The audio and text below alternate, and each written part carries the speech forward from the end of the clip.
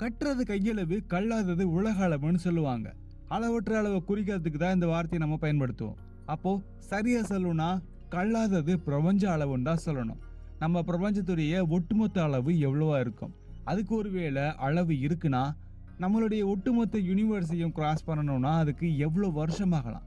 கொஞ்சம் ஆச்சரியமான கேள்வியா இருக்கும். ஸோ வாங்க நம்ம பயணம் பண்ணி பார்க்கலாம். I am Logabala Karthikeyan. You are வாட்சிங் Zenith of Science.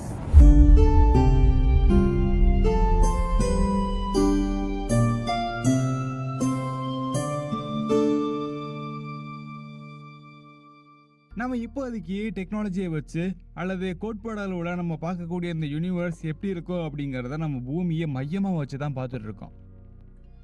அதனால இப்போ நம்ம பார்க்கக்கூடிய பிரபஞ்சம் வேற, ஒட்டுமொத்தமாக உண்மையிலேயே இருக்கக்கூடிய பிரபஞ்சம் வேற. பிரபஞ்சத்துடைய அளவு பார்க்கறதுக்கு முன்னாடி அதோடைய வடிவத்தை பார்க்கலாம். பிரபஞ்சத்துடைய அளவு எப்படி இப்போ வரைக்குமே சரியா நம்ம சொல்ல முடியலையோ அதே மாதிரி தான் இதோட வடிவமும் குழப்பத்திலேயே இருக்கு. ரெண்டு வேற கருத்தை இப்போ நம்ம பார்க்கலாம். இப்போ நம்ம அதை டிராவல் பண்ணியே பார்க்கலாம். முதலாவது, யூனிவர்ஸுடைய வடிவம் கோள வடிவத்தில் இருக்கலாம். அதாவது இது ஒரு ஸ்பியர் ஷேப்ல இருக்கலாம்.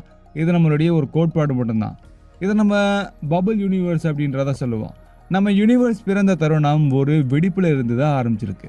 அதை நம்ம பெருவெடிப்பு கோட்பாடு அப்படின்னு சொல்லுவோம். அதாவது தி பிக் பேங் தியரி அப்படின்றத நம்ம சொல்லலாம். அந்த அடிப்படையில் நம்ம இதுவரைக்கும் பண்ண விண்வெளி சோதனையில ஒரு பொருள் வெடிக்குதுன்னா அது கோள வடிவத்துல தான் விரிவடையும். அதன் அடிப்படையில் இந்த பிரபஞ்சம் கோள வடிவத்தில் இருக்கணும் அப்படிங்கிறது நம்மளுடைய நம்பிக்கை. ரெண்டாவதா ஃபிளாட் யூனிவர்ஸ் அப்படின்ற ஒரு கோட்பாடுக்கு வருவோம். யூனிவர்ஸுடைய ஸ்பேஸ் அண்ட் டைம் அடிப்படையில் இந்த பிரபஞ்சம் வளைய வாய்ப்பே இல்லைன்னு, அது தொடர்ந்து எக்ஸ்பேண்ட் ஆகுதுன்னு நம்பப்படுது.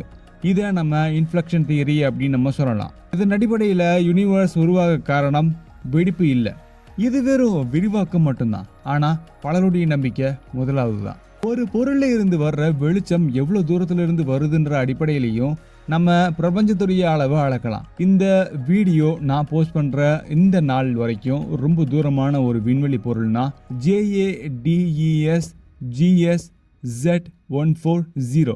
இது ஒரு விண்மீன் தொகுப்புல இருக்கக்கூடிய ஒரு விண்மீன் சொல்லலாம். அதாவது ஃபார்னக்ஸ் அப்படின்ற ஒரு விண்மீன் தொகுப்புல இருக்கக்கூடிய விண்மீன் தான் இது. பூமியில இருந்து கிட்டத்தட்ட 13.4 பில்லியன் ஒளியாண்டுகள் தொலைவுல இது இருக்கு. இந்த விண்மீன் மண்டலத்துல இருந்து வர்ற ஒளி பூமியை நோக்கி சுமார் 14 பில்லியன் ஆண்டுகளா டிராவல் பண்ணி வந்திருக்கு. அதாவது பிரபஞ்சம் 290 மில்லியன் ஆண்டுகள் பழமையா இருக்க போது அது எப்படி இருக்கோ அதைத்தான் இப்ப நம்ம பார்க்கிறோம். இந்த JADES GSZ140 அப்படிங்கிறது ஜேம்ஸ் வெப் ஸ்பேஸ் டெலஸ்கோப்னால ரீசெண்டாக கண்டுபிடிக்கப்பட்ட ஒரு கேலக்சி.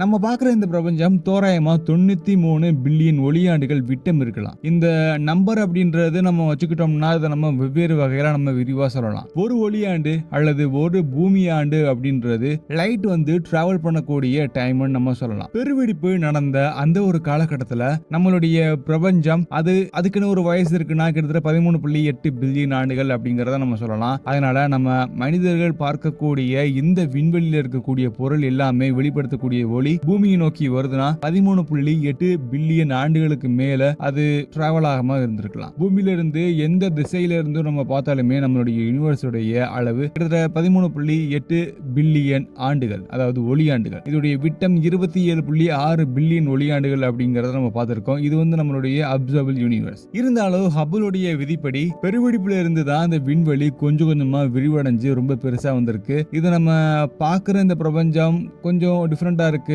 இந்த விரிவாக்கத்துக்கான சரியான கணக்கு 13.8 பில்லியன் ஆண்டுக்கு முன்னாடி 13.8 பில்லியன் ஒளியாண்டுகள் தொலைவில் இருந்து ஒரு ஒளி வெளியிடுதுன்னா அந்த பொருளை இப்ப நம்ம பூமியில பாக்குறோம். ரொம்ப தூரத்துல இருந்து பாக்குறோம். தோராயமா 46 பில்லியன் ஒளியாண்டுகள் தொலைவில் இருக்குது. இதுக்கான சரியான அர்த்தம் பூமியில இருந்து எந்த ஒரு டைரக்ஷன்ல நம்ம பார்த்தாலுமே பிரபஞ்சம் 46 பில்லியன் ஒளியாண்டுகள் இருக்கும். இதை நம்ம டயாமீட்டர்ல சொல்லணும்னா கிட்டத்தட்ட 93 பில்லியன் ஒளியாண்டுகள் இருக்கும் நம்ம அப்சர்வபிள் யூனிவர்ஸுடைய டயாமீட்டர்.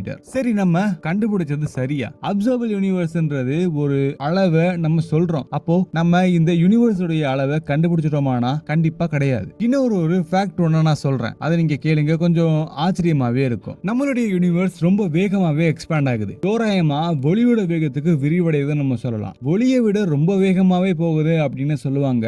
ஆனா நம்ம ஒளியோட வேகத்தை மட்டுமே எடுத்துப்போம். ஒளி ஒரு செகண்டுக்கு சுமார் 3 லட்சம் கிலோமீட்டர் வேகத்துக்கு போகுது. அதாவது அதாவது நீங்க ஒரு சொடக்கு போட்டீங்கன்னா அந்த நேரத்துல ஒரு லைட் 3 லட்சம் கிலோமீட்டரை தாண்டி போயிருக்கும். அதை அப்படியே நம்ம இந்த பிரபஞ்சத்துடைய இந்த விரிவாக்கம் இருக்கு இல்லையா, இதோட நம்ம கம்பேர் பண்ணி பார்க்கலாம். நீங்க செலவழிக்கிற ஒவ்வொரு நொடிக்கும் உங்களுக்கு கிடைக்கிற மதிப்பு தப்பா தான் இருக்கும். அதனால நம்ம யூனிவர்ஸுடைய அளவு இப்போதைக்கு நம்ம இன்ஃபினிட்டின்னு சொல்லுவோம். இவ்வளவு வேகமா இந்த பிரபஞ்சத்தை விரிவடைய வைக்கிறது கண்ணுக்கு தெரியாத டார்க் மேட்டர் தான். Dark matter and dark energy பத்தி நீங்க ஃபுல்லா தெரிஞ்சுக்க இப்போ ஐகார்ட்ல ஒரு லிங்க் ஷோ ஆகும், நீங்க மறக்காம கிளிக் பண்ணிருங்க. கொஞ்சம் இன்ட்ரெஸ்டிங்காவே இருக்கும். சரி, இப்போ நம்ம எட்வர்ட் ஹப்பிளுடைய பாதையில மறுபடியும் பயணத்தை ஆரம்பிக்கலாம். எட்வர்ட் ஹப்பிள் சிஎம்பி மூலியமா பிரபஞ்சத்துல நடந்த வேக மாற்றத்தை கவனிச்சாரு. அங்க இருந்து தான் இந்த கோட்பாடு ஆரம்பிச்சிருக்கு. அப்போ இருந்து இப்போ வரைக்குமே நம்ம பிரபஞ்சத்துடைய சரியான விரிவடைகிற வேகமா இருக்கட்டும், அதோடைய எல்லையும் நம்ம கண்டுபிடிக்கவே முடியல. ஒருவேளை வருங்காலத்துல அது சாத்தியமாகும் நம்பலாம். அடுத்த ஒரு விண்வெளி பயணத்துல சேர்ந்தே பயணிக்கலாம். பாய். அடுத்த ஒரு விண்வெளி பாதையில